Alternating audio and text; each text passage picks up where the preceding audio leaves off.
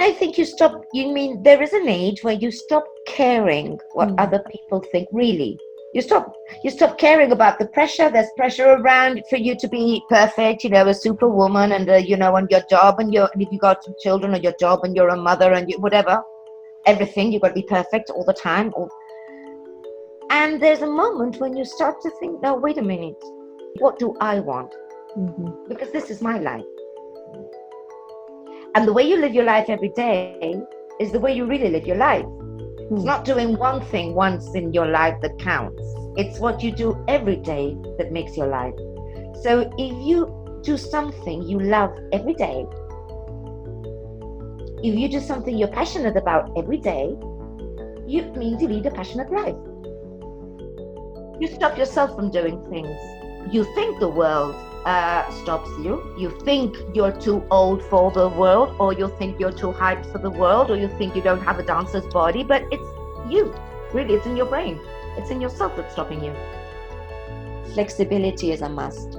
The more rigid we are in everything, really, in our thoughts and how life should go, the worse it is for us, because you get stuck on an idea which isn't real. It's like, my perfect partner, my perfect life, my perfect house, no, that's not real. You have to be flexible. And it was so good for my soul and my spirit. And I was really happier every day I did ballet. Hey dancers, welcome to the show. I'm Julie, and I'm your host today on this episode of Broche Banter. I both own and teach at Broche Ballet, a virtual ballet school just for adults. Join us as we explore all things adult ballet. Today on the show, Solange and I get philosophical. We hardly talk about ballet, but we talk about life, loss, perfectionism, what it means to be happy and live a passionate life in our short time on this earth, and how to find the right environment to follow our dreams. This episode is jam-packed with inspiration, wisdom, and you'll definitely leave with a smile on your face, ready to dance. Enjoy! Before we get to the show, let's take our Broche Bite. On this segment, we'll talk about bite-sized ballet tidbits to give you something to chew on while you listen. Today, we'll talk about a ballet company that Solange and I reference in our upcoming conversation, the Trocaderos, or the Trocs for short. They're an incredibly talented company of all male dancers. The men of the Trocaderos perform the full range of the ballet and modern dance repertoire, including classical and original works, all while wearing tutus and on point. They add comedy to the seriousness of classical ballets by exaggerating the accidents, the mix-up, and the underlying incongruities of serious dance. By combining their technical strength and skills with their comedic angle, even audience members who are new to the ballet world are sure to enjoy their performances. If you've never seen them, go look them up after this. Now, on to the show. I'm so excited to actually get to chat with you. I mean, we've been chatting online forever on YouTube and on Instagram, and now in the studio, obviously. So I'm thrilled to hear your story. I mean, I'm very excited because I love ballet, and I've just discovered it. I mean, I'm 51 and I discovered it really at 50. I've never danced before. And I think most people look at me like, oh, but you danced before. No. And you've just started. It's like something, it's, like you can't start this late. It's strange. And I really do think it's possible. I mean, and you're not going to be professional and all that, but it's definitely possible. You don't have to have danced before to enjoy it. And that's what that's what I want, to show people, that you don't have to go back to ballet. I don't know if I'm explaining myself. You can just learn ballet anytime. Right. It's there for you. It's wonderful. Really, it's the best thing I could have ever done. It's good for my body, for my brain, and for my soul. I mean, it's the best thing that, it's so complete. It's lovely. It's true. It is. People don't understand that you can start at any time. It's they think, oh, you have to be young to learn, or you have to be. And I say, let's say you're 50. You have decades still to learn it. You're telling me you're going to try something and learn it for 30 years and not figure it out? That's crazy. No, but ballet is something that, I mean, well, it's probably what people tend to see about ballet. You learn when you're small, otherwise you then progress, and then most people leave it because it's very hard, but then they go back because then they miss it. And but it's not something maybe that people think that you can learn. It's not even possible. Some people think it's not even possible that you can learn ballet at 15. Like, yes, you can. You can. I mean, it is possible to learn, and it's possible to get a little bit better every time, a little bit, but it is possible. And that, I love that. I love that you can change the perspective of people, that people tend to think, no, some things cannot be learned from a certain age. And it's not true. Ballet isn't one of those. Maybe other things, but ballet isn't one of those. I mean, no, it's all. It obviously depends on your physical ability and everything, your mental ability and everything. But I do believe you can learn the basics. I mean, really. I mean, the other day I did a bar at home with different music. I mean, I just did a bar just to see a few things with a Cranberries, a song by the Cranberries, Zombie, and I was enjoying myself so much. It was like, see, you could do it. I mean, it was not pliés, the basic, very basic, but you can do basic stuff and enjoy yourself. Really, it's so fun. It's lovely. Well, in the dance we just learned, the Don Q dance that we just learned. No, that's wonderful. There's 3 steps in it, right? We've got arabesque, we've got Broche, we've got walking. It's very difficult. But it's very difficult. It's very difficult because when you don't know, you really, you can't, you have to be checking everything at the same time. So you really can't, and then you're late to steps. You're late because you're trying to figure out where your foot goes. And then, oh, dear, I missed 3 steps. Well, because I was wondering where my foot was going. Why was that? That happens to me a lot in frappés. I mean, it's like my foot is trying to come back, flex. Why are you already going back and forth and back and forth? I mean, it's not fair. It's like something. But I do think those things get better with practice. I think everything really gets better with practice. It's a question of, wanting, having the motivation and practicing and having fun. I mean, it's not just really having fun about it, just laughing about it, and you mess it up and you just mess it up. There's nothing going to happen. It's not, I mean, the world's not going to, no one's going to die. No, you're not a heart surgeon. No one's going to die if you mess it up. It's just bad. I mean, it's ballet. Yeah. So really, I think it's the best thing anyone could be doing. Well, I obviously agree because that is what I do for my life. So I obviously agree with that statement. It's fun, and I think it gives you just a new mind-body connection, right? It really teaches you to control your mind and your body, but then also control it and let it go at the same time. So you learn the details of how to do something, but then you have to ultimately let your body do it, and you can't supervise every motion of it. So it does require you to trust your body as well in a different way that you don't normally have to do. No, but it does. I mean, it requires a different type of memory also that you maybe, you don't have if you haven't practiced it, because you have other type of memory, mental memory or visual memory or other types of memory you use for your daily life. But it's a different type of memory. Because it's not your brain it probably is your brain that's telling you what to do, but it's your body that's doing it. It's different. And then suddenly there are little moments when it flows, and I find that in pliés and tendus by the only, but sometimes, you get this, and it goes in and out and everything flows and you're saying, oh, and I wasn't really thinking about having my my back straight and it was happening. So I think it's a lovely feeling, really. It is. There's nothing like it, really, physically. Nothing like it. So, okay, so you started at 50. You started ballet at 50, having never danced before, which also to me is amazing because you do have such a presence when you move. What were you doing for the first? Moving. I mean, it's just walking. It's a walking presence. It's a walk in the room. It's a presence you need to walk in the room, walk around the room, walk out the room. That's like that. Wow. I remember. What were you doing for the first 50 years? I know. I mean, I was actually born in Argentina, but we came back to Spain when I was 3 years old. Okay.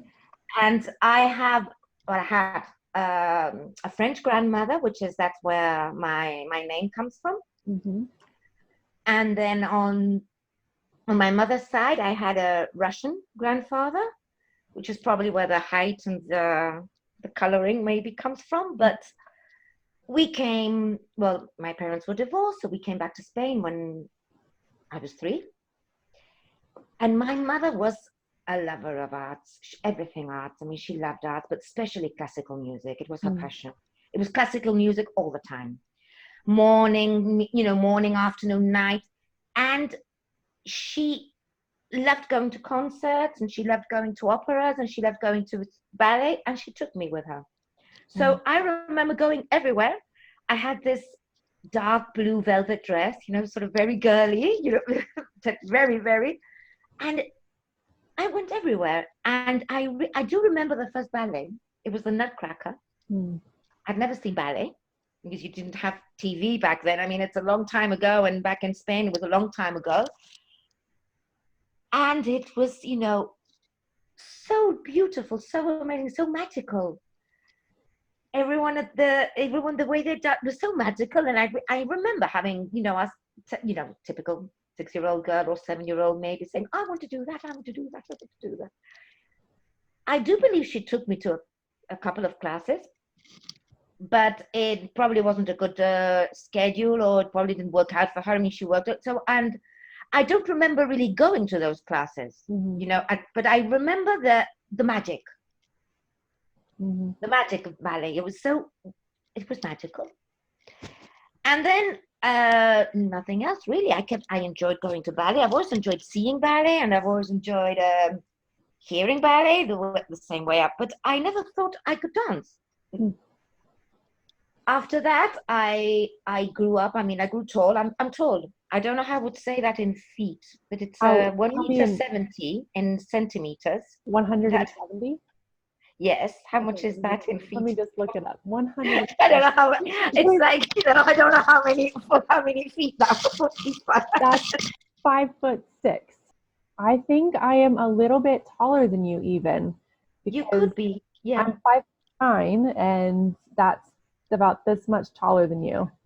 You could. I mean, but you're younger, and I mean, your generation is taller. But for my generation. Yeah, 5'6" tall. And in Spain, I was tall. So, were you taller than your mother a lot? Yes. I was taller than my mother. I was taller than most of the class. So I obviously went into, I went to it was a mixed school. So I played football, I played basketball, all those things. I never thought I could do ballet. And then I wasn't girly back then. I know it's difficult to believe it, but I wasn't a tall girly. I was really I was a tomboy, really, very tomboyish, especially from 11 years on, because my mother wanted me to be girly, and I didn't want to do what my mother wanted, So it was like that. It was right. It's all a waste, because now you are, No, she'd love to see me this, flowery. She'd love it, So she died a long time ago, but she'd love to see me. But I never thought about ballet. I love music, but I don't have a good. I can't sing, for instance. It's completely impossible. I mean, I can't. It's just one note, just a flat note. I can do flat notes. It's horrible. And I love music, but I'm also a little bit. I don't know if you have body dyslexia. When you think. My right arm, and you say, oh no, that's my left arm. Okay, now my right, no, okay, let me see. Left leg, right arm goes, it's, I'm not very, my coordination is not good. It never has been, actually, it hasn't. So it's something that's difficult. It's not what you would assume, ballerinas have to be so coordinating. And then you really think they're so delicate, and they're not. I mean, it's one of the strongest workouts that you can have. I mean, it's really difficult. But I never thought I could. So I just didn't really do much of anything. And then when I was 50, typical, when your back pain and you're getting, and you have to get, I should be moving, I should be doing something, I need some exercise, I need to do something. What everyone says, Pilates. Right. So I looked for a place, and I was in a waiting list, and they didn't have any place. And I said, well, I'll still need to do something. And I had a friend I had another friend who had set up a small studio in Ibiza. They're Cuban. She's a Cuban dancer. Brilliant, really. I mean, she's glorious. And it's a Cuban school, which I didn't really know that, but they're very good. And they're very good. She's very good. And she'd set up a school, and they had classes for adults. So I said, well, I can try, maybe not. And I went to a lyrical class. Mm-hmm. She called it lyrical, but it was really about an hour long, and it was about 50 minutes of body conditioning. And then about 10 minutes of choreography or center or diagonals or something like that. And it was the hardest workout I'd done in my life. I trembled throughout the 50 minutes, and it was a Thursday, and I remember, because that was a Thursday afternoon. On Saturday, I couldn't walk. Everything hurt. So, I mean, everything from the top to the bottom. I thought, I've never worked out so hard. So I went back on Tuesday, Thursdays, because I'm very stubborn. I mean, I am terribly stubborn. I mean, it's, like something, I've got a lot of determination, and I'm very stubborn. So I went back, and then it was Christmas time, so then we dropped it, and then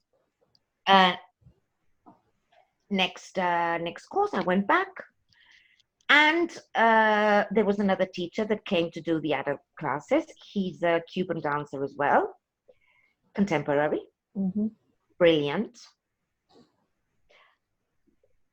very top class, very top notch. And so I started to do contemporary. Wow. Yes, I mean, it was like, what am I doing here?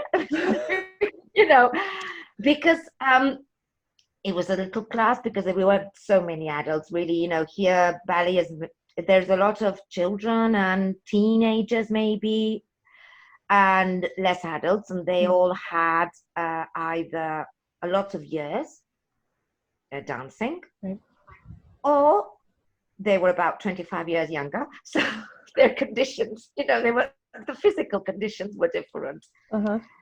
And he obviously did a great job of making me think I could do it, which is an important part of anything, is making you believe you can do it. But that was also when I realized I don't have a technique. I mean, I don't even know what he's saying. He's saying, put your foot somewhere. I mean, where's that foot supposed to be going? I mean, you can't, it was, so I started doing ballet. And I did both at the time. But that was when I started to realize ballet was the basis. It's not only that I needed it, and it was good for me, because after my first ballet class, it was the first time that my back tends to bend. It's the first time that I went out of class and I was walking straight. And I said, wow.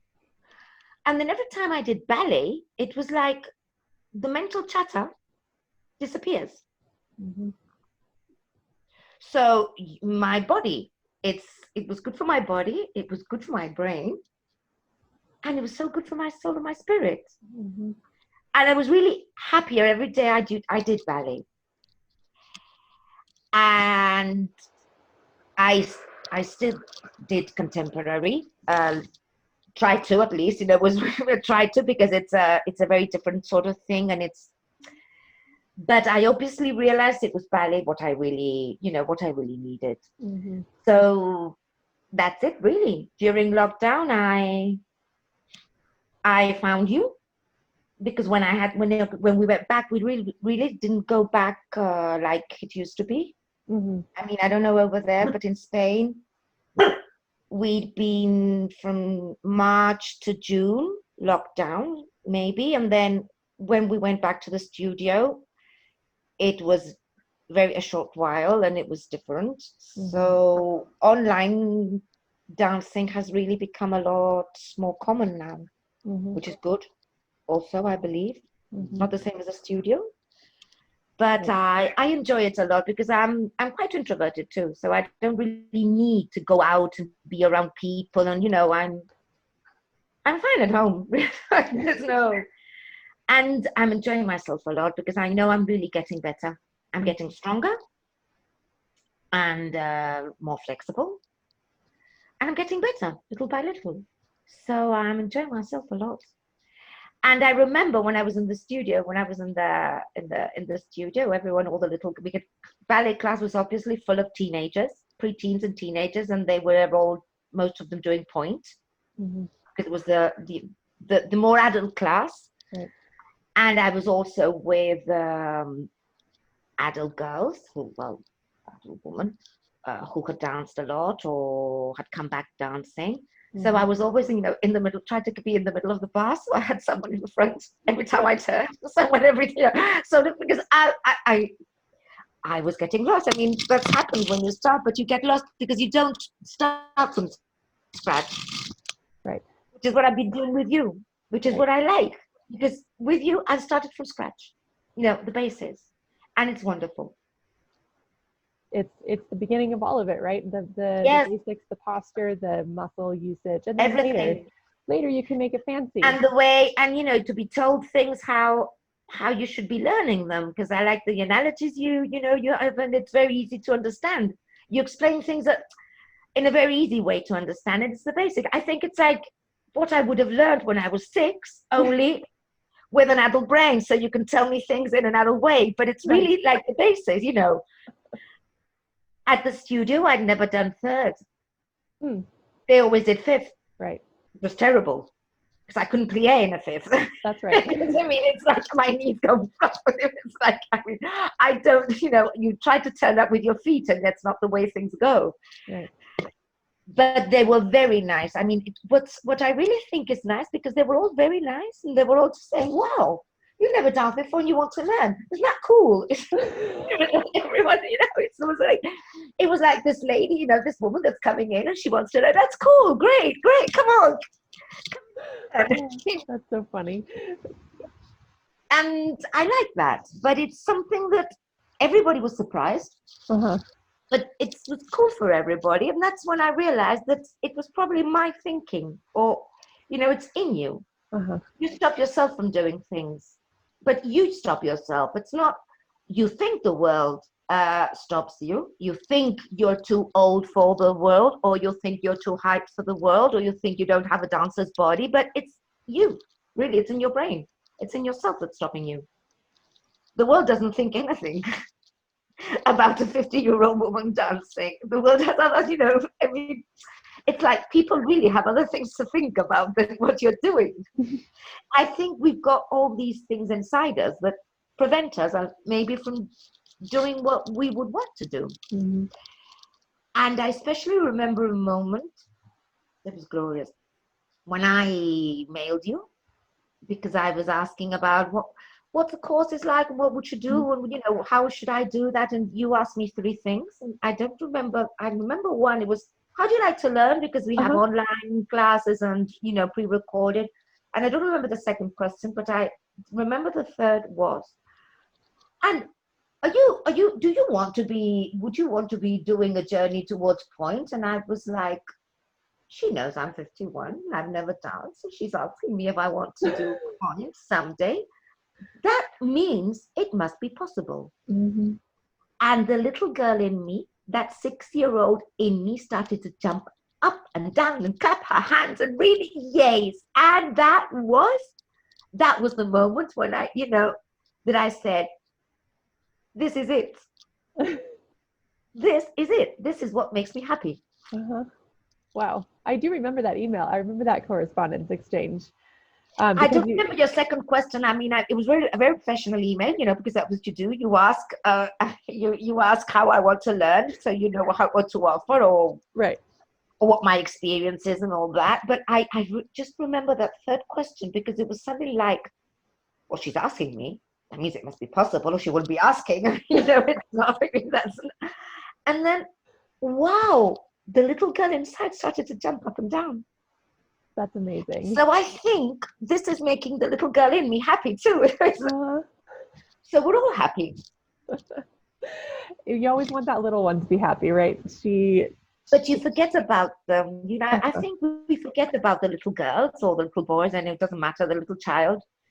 And we forget because we get into our busy adult minds. Mm-hmm. But then there is an age when you go back to it. And I think I'm starting at that age. That's my age. So. It's common. This age is common, actually, to come back around and be like, hey, wait a sec. I have spent the last 30 years living my life for other people, but I'm a person and I matter as much as those people. I think you mean there is an age where you stop caring what other people think, really. Not saying you don't care, just really stop caring. You stop caring about the pressure. There's pressure around for you to be perfect, a superwoman, and and your job, and if you got some children, or your job, and you're a mother, and whatever, everything, you've got to be perfect all the time. And there's a moment when you start to think, no, wait a minute, no, hold, I don't care what the other people want or what other people think. What do I want? Mm-hmm. Because this is my life. And the way you live your life every day is the way you really live your life. It's not doing one thing once in your life that counts. It's what you do every day that makes your life. So if you do something you love every day, if you do something you're passionate about every day, it means you lead a passionate life. I believe it's not the things that you do once in a lifetime. I mean, you might remember them, but the way you live your life is the way you live your days is the way you live your life. Yeah, wow, so powerful. Your life really is just made up of a bunch of days, right? It is. And I think you don't really start thinking that way until you're older. Mm-hmm. Which is why most people might say, well, I knew all this when I was 20 years younger. That's right. Well, but people can tell you this, right? I'm 20 years younger. I just turned 30 this year, so I'm 20 years younger. They tell you all this stuff, right? But you can't know it until you know it. You don't know it for yourself until you know it. That's the problem with this information. I think when you're young, you really think that life carries on forever. Well, not forever, but it's life. It carries on. You've got lots of time to do things. And then there's a moment in life when you realize today is what I have to be doing today. Today is important. Mm-hmm. And I don't give a whatever what other people think I should be doing. And I don't really care what other people think. And I don't mind. I want to do things for myself. Yeah, that's And huge. that's the happiest time of your life.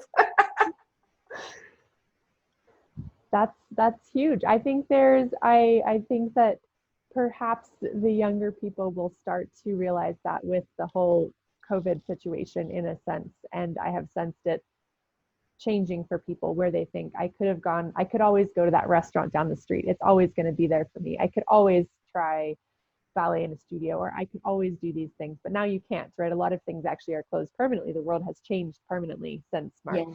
And I think there's a lot more realization that the things you wanted to do, if you didn't do them, you don't. Hopefully you always have those opportunities, but I think that there's a realization happening with even younger people along the lines of what you're talking about. Yes, I mean, you have that realization. I had it since a long time ago, not just now that I'm 50, because it happens when you lose someone, or you lose things, or you're used to losing, when you've gone through certain losses, you realize that time is different and the life is different. And this has been a global loss.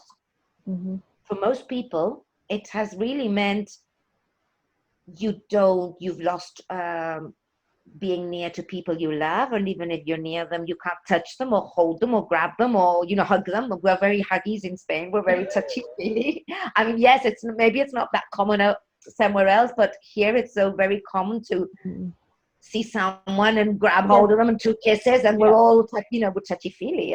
That's the way we are, and it's changed a lot because and people are so used to being maybe with a family, and you can't go to see them because it's dangerous for them.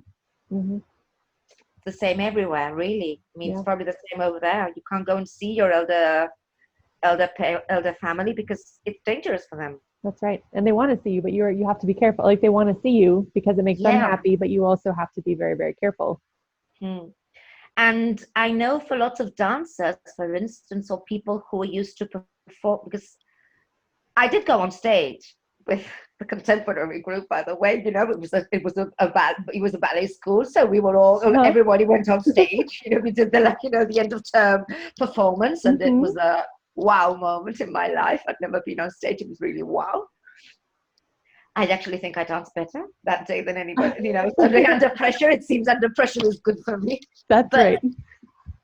I know that for people in that business, because you see them, and performance is the world for them. Mm-hmm. Not being to perform is very hard for lots of people. Yeah. Generally, performance, art performers, everyone. It doesn't matter if they play music or dance or whatever. Performing is what they do. They rehearse to perform. Right. They don't rehearse just to rehearse. It's not. They rehearse to perform. They want a public. They need it. That's what their life. And I know it's been very difficult for them. Mm-hmm. Yeah, very difficult. Mm. Was your when your sort of perspective changed, was that when you lost your mother? Well, I had gone through losses before. It was a difficult childhood because my parents divorced, and when we came to Spain, divorce wasn't. Nobody was divorced. Didn't exist. Divorce didn't exist in Spain. You were either, your father had either died or your mother had to be single, but people didn't divorce Interesting. because there wasn't any democracy yet. It was still Franco. It was 50 years ago. Things have changed a lot in 50 years in Spain. So it was difficult because he was alone and we moved a lot and it was really tough. And then, well, I had a stepfather, difficult stepfather. She had one of those 5-year-old relationship where it's not with you, not without you, can't live with you, can't live without you. It was one of those toxic relationships, we'd say nowadays. But yes, the day, I think that when she died, it was one day, really. She didn't die of any long illness. It was one day she was here, then 24 hours later she wasn't. And that really did change Mm-hmm. perspective. But you forget, because I was 27 when that happened. You forget, because your daily life, you carry on your day. You forget that life is short. You can't always be thinking life is short with that intensity because you can't live. Life has a way of, you wake up and you put your coffee and then you go to the bathroom and then you take your dog out and then you go to work, and life has a way of just being one day after another, and then other things get in the way. Mm-hmm. But then there's a moment when I think it's when you probably, you're past your midlife, you're not going to live 50, I know I'm not, even if I lived until 100, but it's past the halfway, Uh-huh. or the halfway we believe we all have. And that's when you have another type of realization that it doesn't matter because it's the days that matter. Yeah. The halfway marker sounds ominous. I know people usually find that at 40. 40 seems Yeah. to be the Uh-huh. but 30, I know when people sometimes, 30 also makes difficulties. Don't know if you had any difficulty turning 30, but 30 also seems to be, decades tend to mark something. Decades mark something. Well, and you think as a woman at age 30, right, your clock starts ticking, right? So you're like, Yes.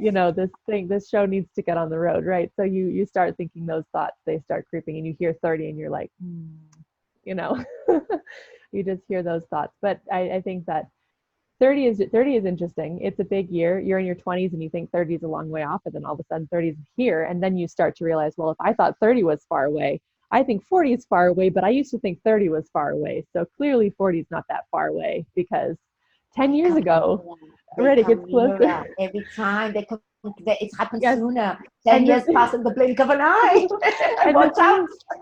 the thing I think that gets me the most is not so much my own age, but that the people around me who I used to think look old don't look old anymore. So, like, people who are in high school look like babies, and people who are 30 and 40 look normal, and people who are 50 still look fabulous, and people who are 60 don't look that old. And so, like, I used to Before, think, when people who were 50 were all so old. I know, Oh, so that's yes, yeah.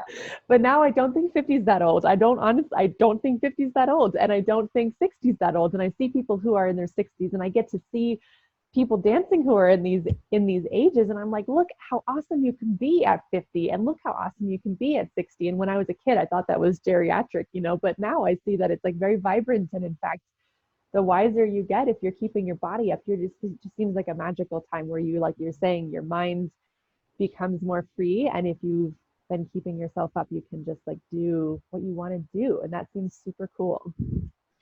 Socially, I think it's a good thing, but things have changed a lot because you can do so many things that before it was everything was very rigid. You went to school, you got married, you had kids, and if you didn't go to school before, you didn't go to school after. It was everything it was Like plan. very linear, and now you can do so many things. Yep. You can go to school at any age. Yep. You can dance at any age. You can nearly have children at any age also, but I wouldn't recommend that.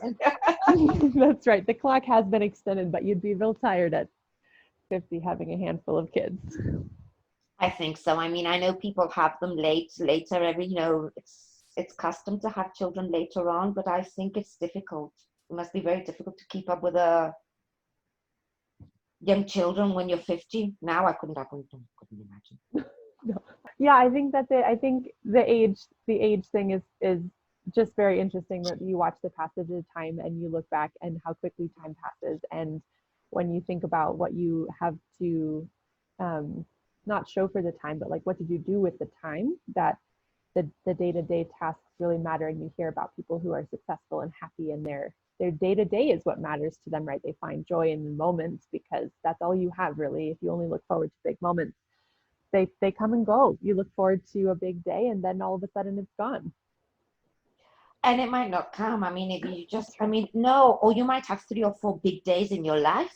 Maybe your life can't only, you can't really just have 4 days of life.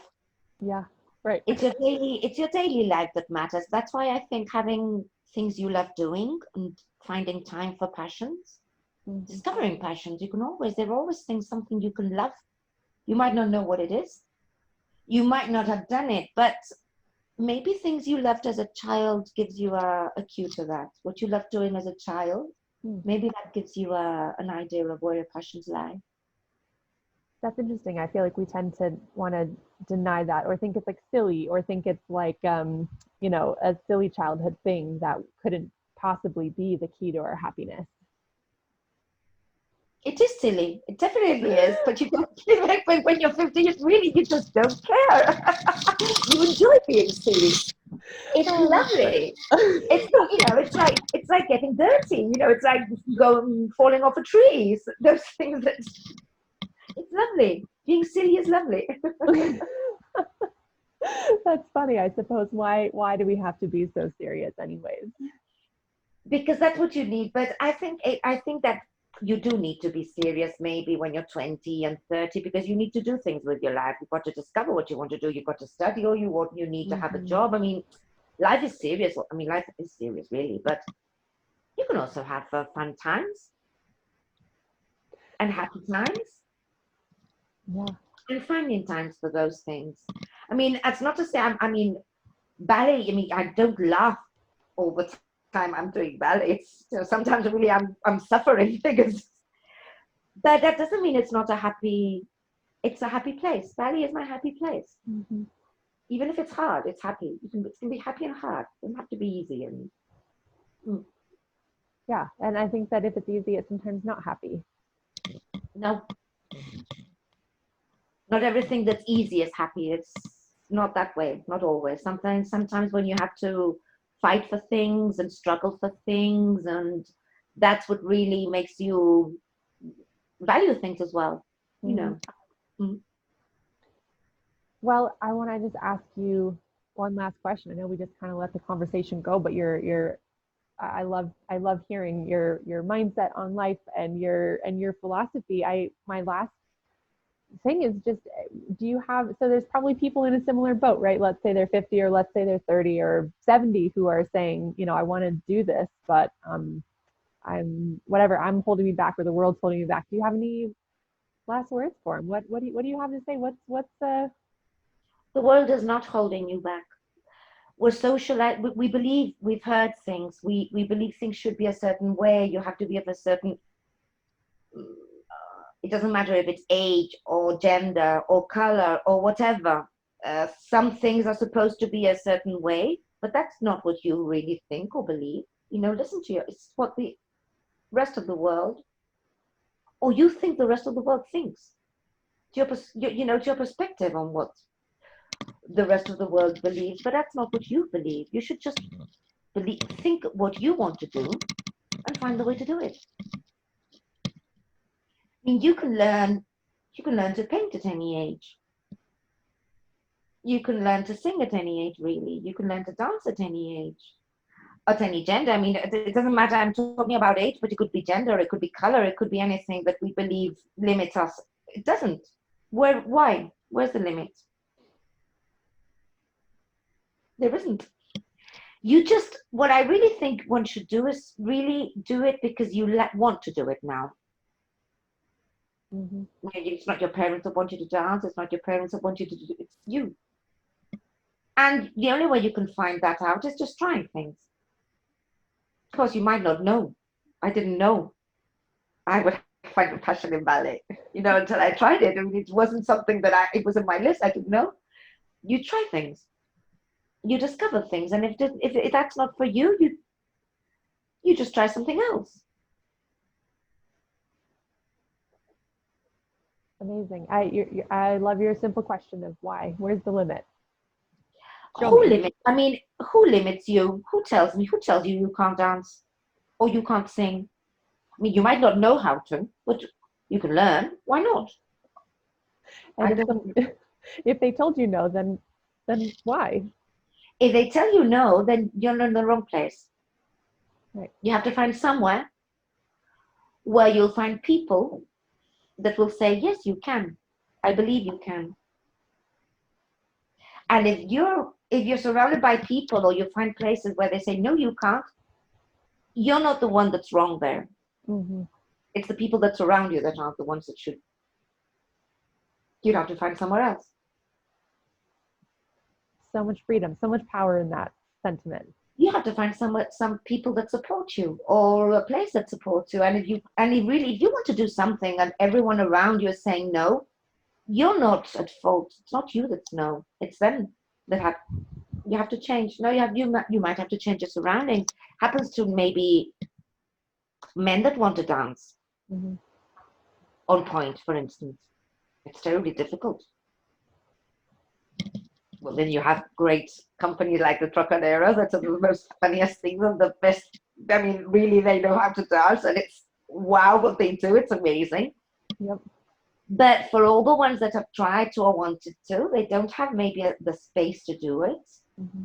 And I think online has helped a lot in that, because you can find a niche, you can find your people. They might not be around you.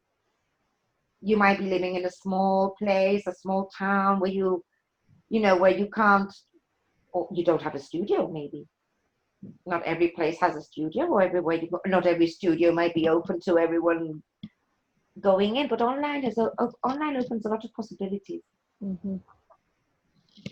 Yep, your people can be anywhere, and there don't have to be that many of them for it to be a thing, right? They don't have to be that many worldwide for you to make it into a thing. And there's something very important. There's always someone older than you, darker than you, which has more difficulties than you, and you don't know that. You think you're unique, and you're not. That's something else. There's always someone who has knee joints, worse knee joints, or flatter feet, or something. There's always something. Or someone who has had many more difficulties in life trying to dance. Yeah. And they're doing it. There's always someone who would want to trade places with you. Yeah. Always. Well, you have so much wisdom, and you always bring so much joy to class. And I could probably sit here way past your I can't bedtime even and just see myself. listen. The only thing I can see are the red flowers, and I say, no one's going to recognize me because this is not me. But it's the you that I know. It's the you that I know, right? This is the you that I see. I haven't, we meet in a ballet context, right? To me, this is Yeah. you. This is This the is my dressed up me because I think that something is dressing up makes a lot. Dressing up for the part makes a lot. it Makes makes you a get big into the difference. feel of things. Yes. It Makes you does, get into because the feel of things. then you show off the flower in the piece. Yeah. And at least you just show off the flowers. That's right. Just show it off. It adds to the presence that we were talking about in the beginning. I think you're the best thing that could have happened to me. Really. I'm enjoying myself a lot, and I'm really think this is the best thing that you're the best thing that could have happened to me. You're very sweet. Thank you. And lockdown has done a lot for this. So, I mean, it's difficult to talk about silver linings when things go wrong because it doesn't sound, and I don't think you have to be happy all the time. I don't believe that, but sometimes some things are opportunities. Mm-hmm. This change of life, well, it's given me the opportunity to find a group of adult dancers starting from scratch. That's right. Well, not all of them. I mean, not all of them, but some of them are just like me. Mm-hmm. And it's been good. I might not have found you otherwise. Yeah, I would have been too busy running a studio otherwise. You had a studio. I mean, you did. Yep. You did have one, in a physical one. Yep. You wouldn't have time to do all these online classes. That's right. You'd be there, right? Nope. I'd be there. I'd be there busy with that. So the hardships are real, but the opportunities are just as real. Yeah. Opportunities are there. You have to see them. Yep. They might not be the opportunity that you'd want. It might not be what you want, but it gives you another way of, you have to hop on the cart. Well, yeah, and I think it even if it's not exactly what you imagined, like when I think about what I imagined for Broche Ballet, I wanted to be able to help adults who want to dance learn how to dance. That was my main goal, right? Obviously, I started that with my Denver studios, but even though I lost the Denver studios, it doesn't mean I'm not still working towards that goal, right? And that goal is still happening. It's just different than it was before. It's not like, that loss obviously is very sad and intense, but it's not like the vision is gone. It's not like the spirit is gone. It's not like any of that has ended. It's just different. And I No, think the if you're spirit not, is, your goal is the same goal. You're That's right. helping adult dancers in a different way because life is different. The world has changed. That's right. Life is different. The world has changed. I mean, it's not a group setting, but it is a group setting, but it's virtual. It's not physical, and you probably have to change a lot your way of teaching. Yep. Yeah, but And it's all learn how to teach. Right. Like, move your foot there. No, not there. Move it there. No, not there. Move it there. Squish it. No, not that way. Squish it the other way. That's right, exactly.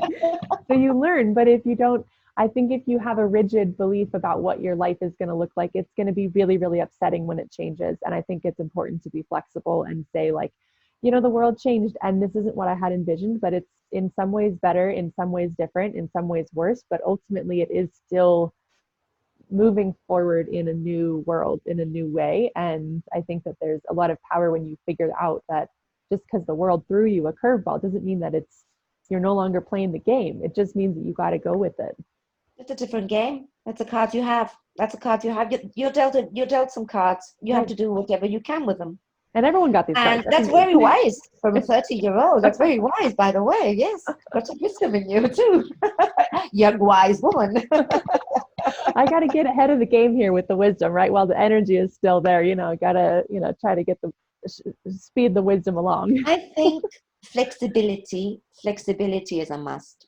The more rigid we are in everything, really, in our thoughts and how life should go, the worse it is for us, because you get stuck on an idea, which is real.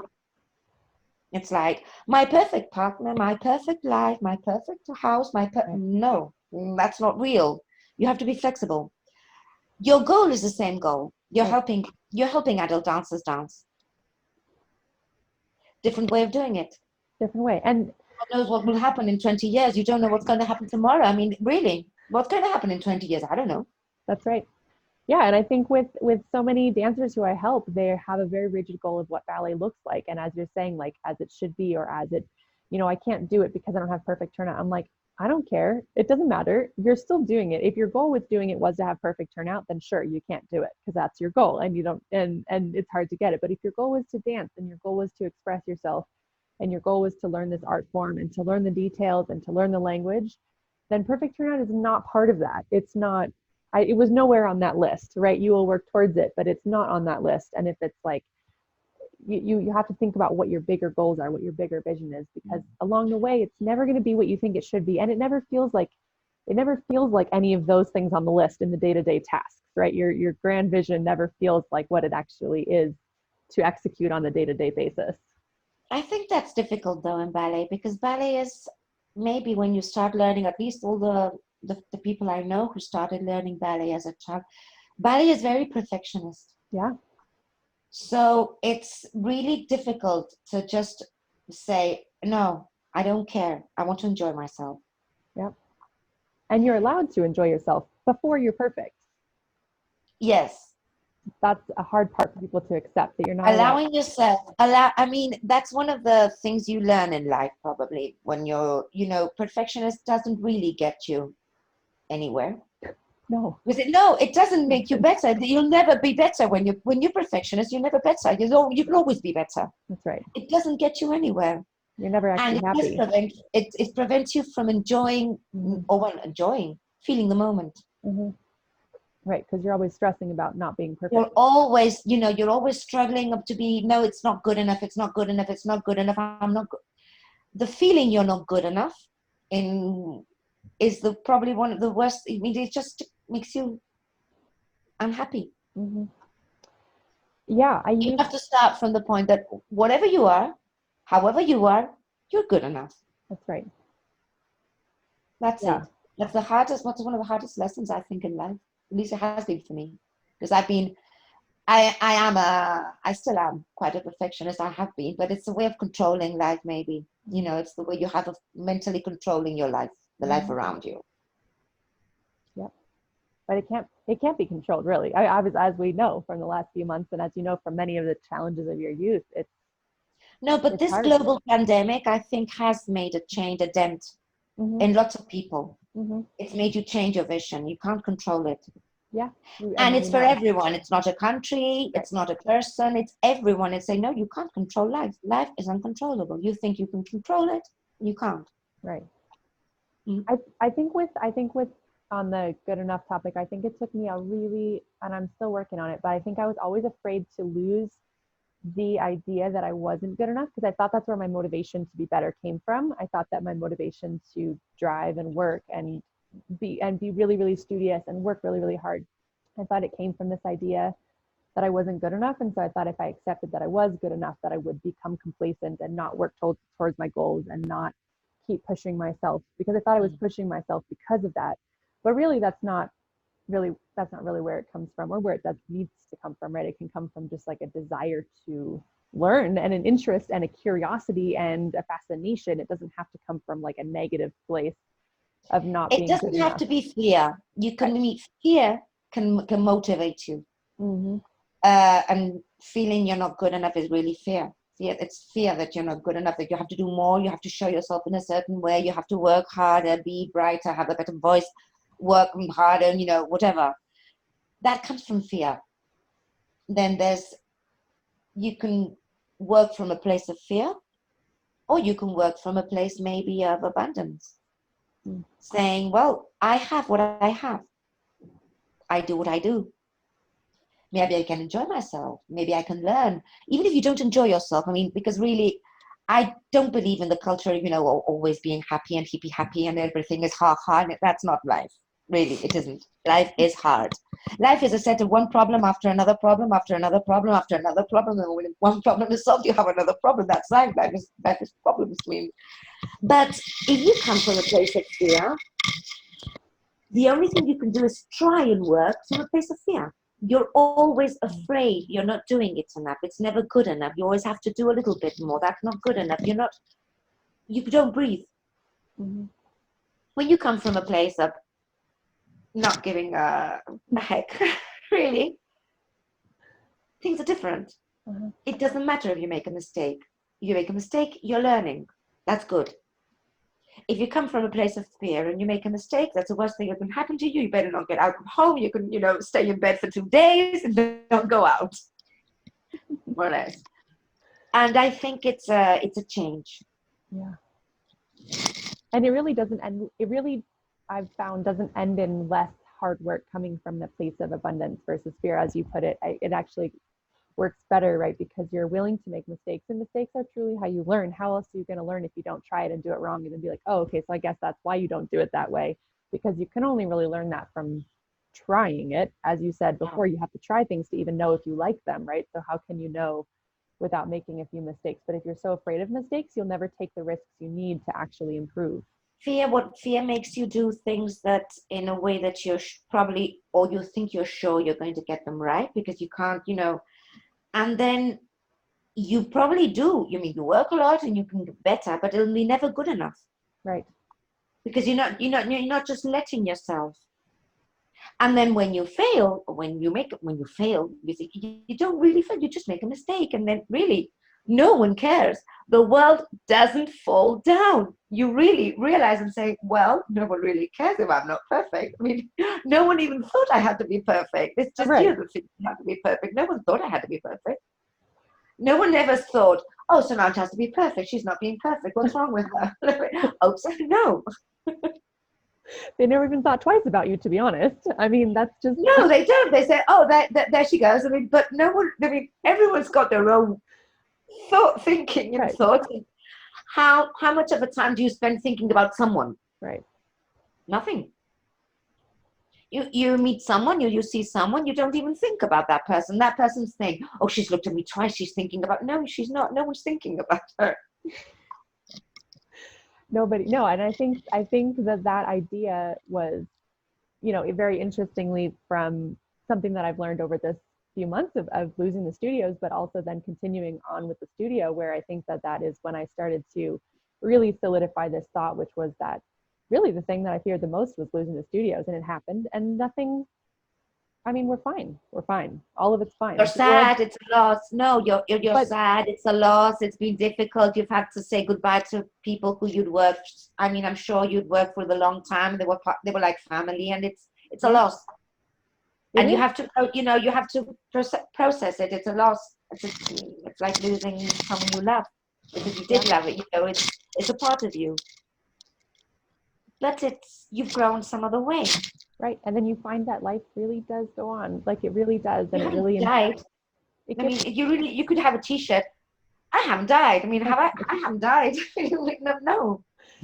Yeah. And I think that adds to a little bit of a sense of fearlessness and power, where you can see that things can change in really, really drastic ways, and yet you're still fine. And I think even when you do lose people, it's super sad and it's a lot and it's horrible, but you always learn lessons from it. And those lessons are like their final gift to you. Like you learn a final gift from your mother, you learn a final gift from these people who died. And obviously you don't want to lose them and all of that, but there's always something that you can get from the loss, grow. I think. You grow. That's the way you grow. With losses, with hardships, with problems, with struggles. That's the way you grow.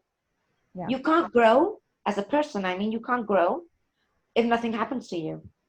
No. You just can't grow. That's why some people, you meet people around and say, they've never grown up. Mm-hmm. They like, but hardships, problems, losses, all that makes you grow, makes you resilient, makes you be, you're being able to face challenges in a different way, because you've learned that you can face them. You can grow out of them, and something good can come out of them. I mean, you've got a wonderful online studio now. I don't know if there are many like yours. Really, I haven't, when you check for online, when I checked, it was the first that came up when you Google. Yeah. Google knows everything. So if there were quite many of your online studios like yours, they would come up, and Google knows everything. And so you've done some, you've picked up the pieces and done something different, and it might not be better, it might not be worse. I mean, it's different. Right, different. It's different. And I think that you gain so much from these life lessons, and I think ultimately it makes your life richer, because if these are the amount of emotions you've experienced, now you have this to work with. You have expanded your worldview, you have expanded everything about it, and I think that that's just a fascinating part of life, and what makes it really what it becomes, what you become as an adult, what you grow into is really just made up of a collection of the things that you've made it through and then learned that you could do because of it. And I also believe that you can't, I mean, like I say, I don't believe in the always happy and funny, always smiley and all. I really believe that to be really happy, to know what happiness is, you have to know what sadness is. You can't, I mean, it's a whole spectrum of things. You can't just have the good things, right? Good emotions, the happy, the light, no. Mm-hmm. It's like the two sides of the same coin. Yeah. You have lots of coins, but you have two sides. You can't be brave if you haven't felt, you haven't been afraid. Mm-hmm. You don't know what one thing is. You don't know what happiness is if you don't know what sadness is. Mm-hmm. So you need both things, and you get them from living life. Life is sure to make sure you have both. Well, it should be. I mean, some people are very coddled, maybe, or some people do have terrible lives. I had a difficult childhood, but from 27 years onwards, I mean, my second half life hasn't been really that difficult, but I don't remember its hardships as being something terrible, damaging. I've had very good moments. I've had a difficult childhood, but I've had great moments as well. Yeah. Right. Well, it sounds like that's where you really got your love of the arts, from that period of time. My mother, obviously, I love them. And I also do collages, which are on my walls. Oh, wonderful. Oh, I can't see them. No.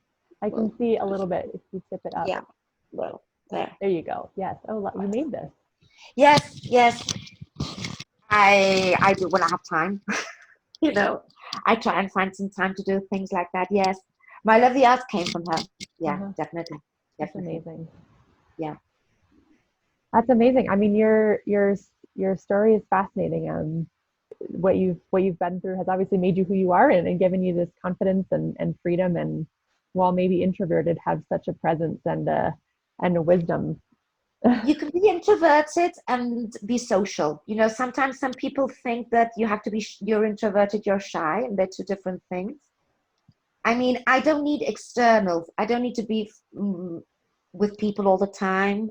And if I'm with people a lot for a long time, I get, I sort of tire out. It's like my batteries wear down, and I need a lot of time inside with myself and my house and my dog, my silence.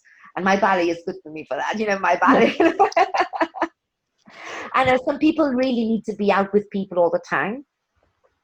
They need a lot of stimulus. Yeah. And I don't. I have it inside. That's a bit. But I am social. I'm very social. I learned to be. I learned since I was small. I'm very social. So you also need your me time. Yeah, a lot of time. A lot of me time. Well, the bar is myself and my things. It's me with myself and my things and my circumstances. That's right. Well, my dog. Yes, my dog. The dog is cute. Oh, there's the dog. There's my dog. There's my dog. Oh, the ears. She's called Glinka. Oh, what a cutie pie. Glinka was a Russian compositor. Oh, wow. Okay. Yeah. Yes. So she's called Glinka. So cute. Well, this was such a fun conversation. I thank you so much for your time and for imparting all of this wonderful wisdom to our listeners. I don't know who will listen to this and not be inspired by your wonderful words, because you just have such an energy and a joy and a passion.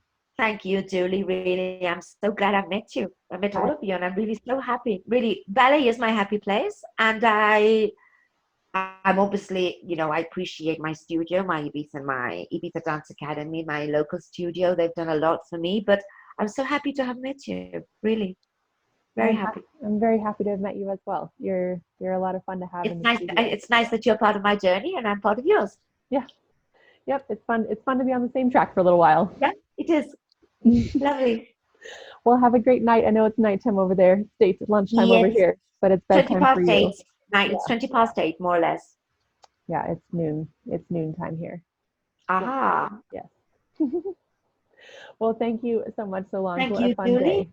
Thank you for, yes, definitely. Has been very fun. Thank you very much. Very fun. Thank you. Thank you. Thanks for listening today, dancers.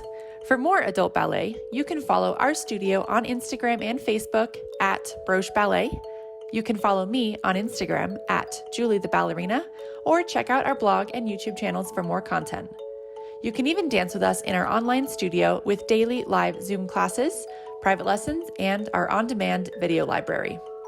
Don't forget to have your story featured on our podcast. Email us at hello@brocheballet.com. I'm Julie Gill, and this was Broche Banter. Happy dancing!